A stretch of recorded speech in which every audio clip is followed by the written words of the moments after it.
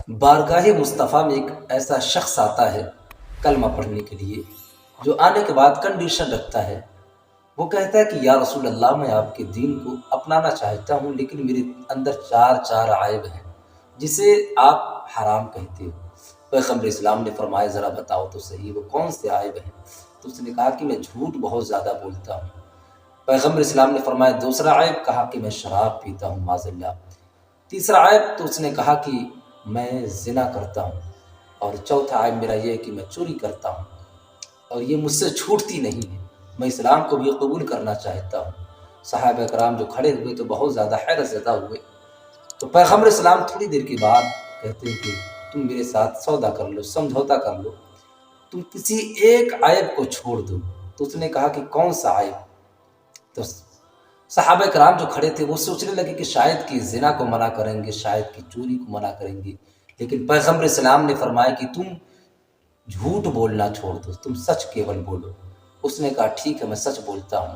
وہ سردار کلمہ پڑھ کر گھر پر گیا اور شراب کی بوتل لیا، اور جیسے ہی پینے چلا تو دل میں خیال پیدا ہوا کہ یہ شراب پی کر تو میں صحابہ کی نورانی محفل میں بیٹھ نہیں سکتا، اور اگر میں شراب پی کر جاؤں گا بھی تو صحابہ اگر مجھ سے پوچھیں گے تو میں جھوٹ بھی نہیں بول سکتا، چونکہ میں نے رسول سے وعدہ کیا ہے۔ تو اس نے فوراً شراب کی شیشی کو پھوڑ دیا، کہا کہ آج سے میں شراب نہیں پیوں گا۔ تھوڑی دیر کے بعد زنا کرنے کے لیے جس عورت کے پاس جایا کرتا تھا اس کے پاس جب گیا تو اس نے کہا کہ میں نے سنا ہے کہ تم اسلام قبول کر لی ہو۔ تو وہ کہتا کہ میرا وجود کانپ گیا، بجلیاں دوڑ گئی۔ وہ فوراً کہتا ہے کہ دل ہی دل میں میرے خیال پیدا ہوا کہ اگر میں کہتا ہوں کہ میں نے قبول نہیں کیا اسلام تو یہ جھوٹ ہو جائے گا، اور اگر کہتا ہوں کہ میں نے اسلام قبول کر لیا تو اس کے پاس نہیں جا سکتا۔ تو وہ کہتا کہ میں فوراً وہاں سے آ گیا، میں نے زنا بھی چھوڑ دیا۔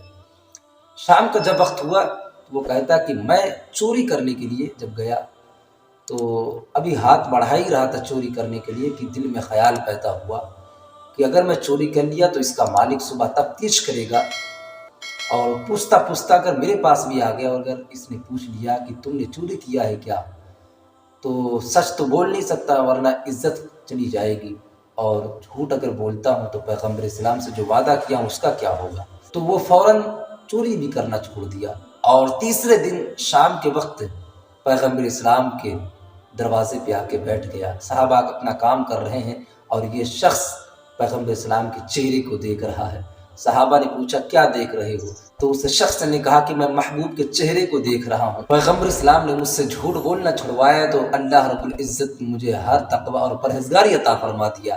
پیغمبر اسلام نے مجھ سے جھوٹ بولنا چھڑوایا تو میں نے زنا کو چھوڑ دیا۔ پیغمبر اسلام نے مجھ سے جھوٹ بولنا چھڑوایا تو میں نے چوری کرنا چھوڑ دیا، میں شراب پینا چھوڑ دیا۔ میں سمجھ گیا پیغمبر اسلام انوکھے ہیں، جبھی تو کہنے والے نے کہہ دیا اللہ کی سرتابہ قدم شان ہے یہ، انسان نہیں انسان وہ انسان ہے یہ، اور قرآن تو ایمان بتاتا ہے انہیں، ایمان یہ کہتا ہے میری جان ہے یہ، ایمان یہ کہتا ہے میری جان ہے۔